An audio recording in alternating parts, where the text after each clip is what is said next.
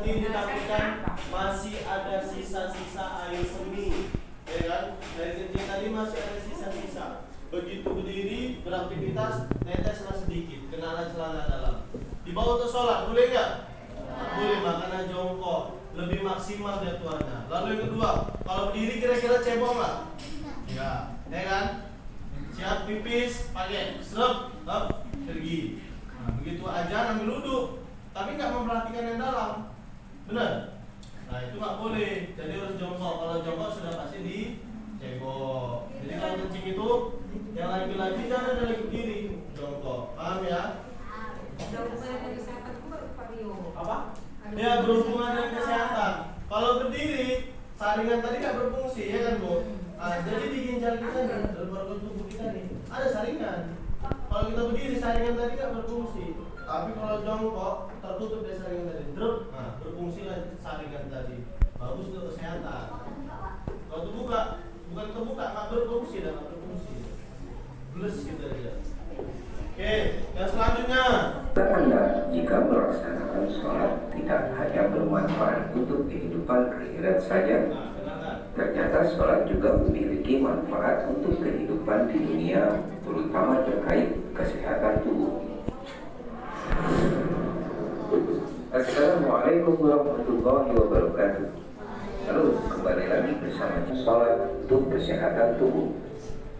Temukanlah manfaat gerakan sholat mulai dari gerakan takbiratul ihram sampai dengan gerakan salam. Sebagaimana kita ketahui bahwa dalam satu hari kita diperintahkan untuk melaksanakan sholat wajib 5 waktu yang totalnya berjumlah 17 rakaat. Setiap satu rakaat sholat terdiri dari beberapa gerakan, dan ternyata setiap gerakan sholat tersebut memiliki manfaat tersendiri untuk kesehatan tubuh. Manfaat gerakan sholat dimulai sejak gerakan takbiratul ihram. Gerakan takbiratul ihram memiliki manfaat untuk kesehatan fisik dan psikologis. Menurut ahli psikologi dari Belanda, yaitu Profesor Van der Hoeven, kalimat takbir Allahu Akbar terbukti bermanfaat untuk mengobati masalah psikologis seperti dejection dan tension. Kalimat takbir Allahu Akbar bisa melapangkan sistem pernapasan dan mengontrol denyut jantung. Pengucapan kalimat takbir dilakukan bersamaan dengan pergerakan tulang rusuk dan bahu. Manfaat dari gerakan tulang-tulang rusuk dan gerakan bahu walau sedikit akan melebarkan rongga dada. Rongga dada yang melebar ini menyebabkan tekanan udara di dalam rongga dada mengecil. Akibat positif dari tekanan udara yang mengecil adalah mudahnya udara masuk ke dalam tubuh dengan cepat. Manfaat gerakan sholat pada saat takbiratul ihram memang sangat baik untuk meningkatkan kesehatan pernapasan tubuh. Selain itu, pada saat gerakan takbiratul ihram, otot diafragma juga akan terlatih. Hal ini merupakan sinergisme yang berdampak positif terhadap fungsi-fungsi fisiologis tubuh seperti fungsi otak, otot, organ tubuh, dan bagian tubuh lainnya. Pastikan telapak tangan Anda benar-benar menghadap ke kiblat. 2. Manfaat gerakan berdiri dalam sholat.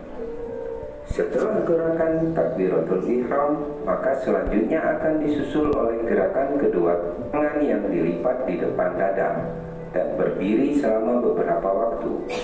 Pada saat berdiri di dalam sholat, telapak kaki akan menjadi tumpuan berat badan.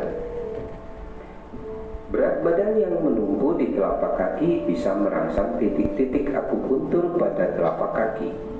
Hal ini sangat bermanfaat untuk kesehatan organ-organ dalam tubuh. Selain itu, ini juga bisa membuat kompleksitas susunan tulang-tulang penyangga tubuh menjadi rata.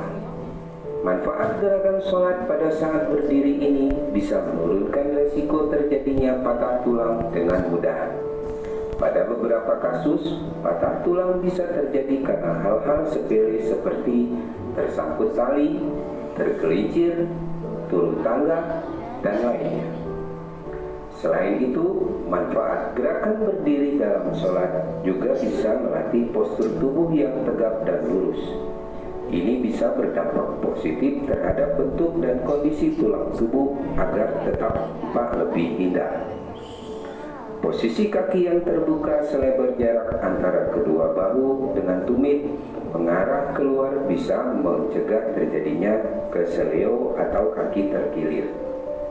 3. Manfaat gerakan ruku. Setelah bacaan surah pendek selesai, gerakan sholat selanjutnya adalah gerakan ruku. Gerakan ruku ini harus secara sempurna dilakukan. Gerakan ruku yang sempurna nampak pada tulang belakang yang terlihat relatif lurus. Posisi kaki pada saat ruku sama seperti saat berdiri dalam sholat, tetapi kedua lengan menyangga sambil memegang lutut. Manfaat gerakan sholat pada saat ruku sangat baik untuk otot dan tulang jika dilakukan dengan posisi yang sempurna.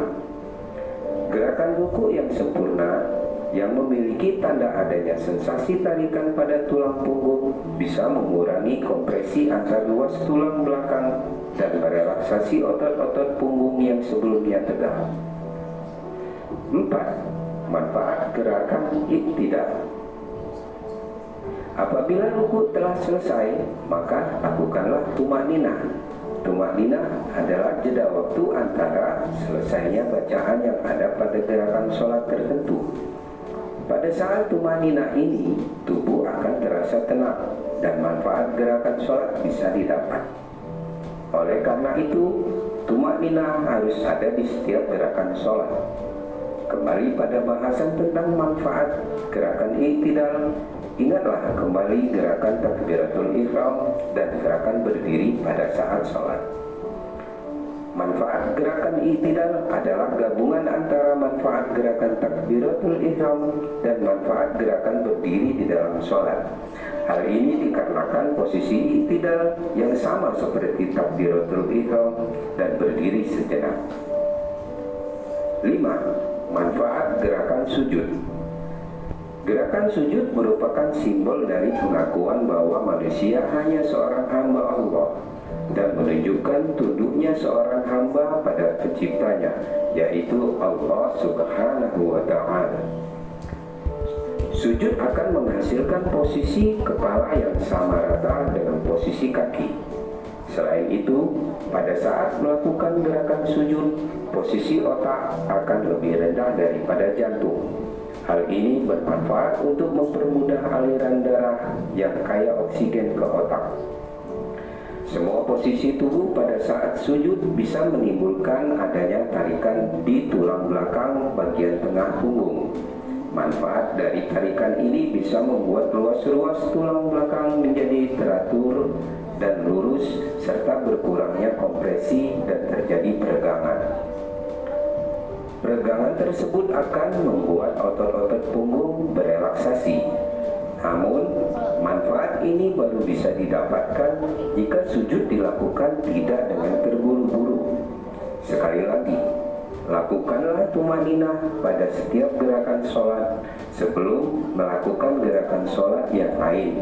Maka semua manfaat gerakan sholat bisa Anda dapatkan secara optimal. 6. Manfaat gerakan duduk dalam sholat. Setelah gerakan sujud pertama, maka gerakan sholat yang berikutnya adalah duduk. Duduk di dalam sholat dengan kaki ditekuk menyebabkan hilangnya denyut nadi dan saturasi menjadi tidak terdeteksi. Hal ini pun akan menghentikan aliran darah utama di tungkai, tetapi akan meningkatkan debit aliran darah ke otak dan organ-organ dalam lainnya. Kondisi ini akan mengembangkan sirkulasi di pembuluh kolateral kaki dan meningkatkan metabolisme tubuh. Manfaat gerakan sholat yang satu ini juga akan membuat pembuluh darah menjadi lebih elastis, sehingga mencegah terjadinya penyumbatan arteri dan vena. Di samping itu, seluruh sendi yang ada di tungkai kaki dan jari jemari menjadi lentur, aktif dan tidak kaku. 7. Manfaat gerakan salam. Salam adalah gerakan sholat yang terakhir dilakukan. Gerakan salam dilakukan dengan cara menoleh ke arah kanan dan kiri sambil melihat bahu pada sisi tersebut. Indikasi gerakan salam yang benar adalah membuat pipi bisa dilihat oleh orang yang sedang berada di belakang Anda. Jadi, gerakan sujud tidak hanya asal menoleh saja. Manfaat gerakan sholat yang satu ini sangat terkait dengan bagian leher. Sekedar informasi, di dalam leher terdapat banyak bagian tubuh yang vital seperti saraf, kelenjar, pembuluh darah, otot-otot, tulang-tulang, dan lainnya.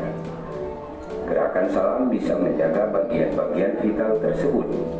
Selain itu, gerakan salam memiliki manfaat untuk membuat leher menjadi lebih lentur. Manfaat gerakan salam juga bisa menguatkan otot-otot dan seluruh bagian leher. Hal ini bisa menurunkan risiko terjadinya penjepitan saraf di leher yang terkait kejadian kepala tengkleng dan mata culi.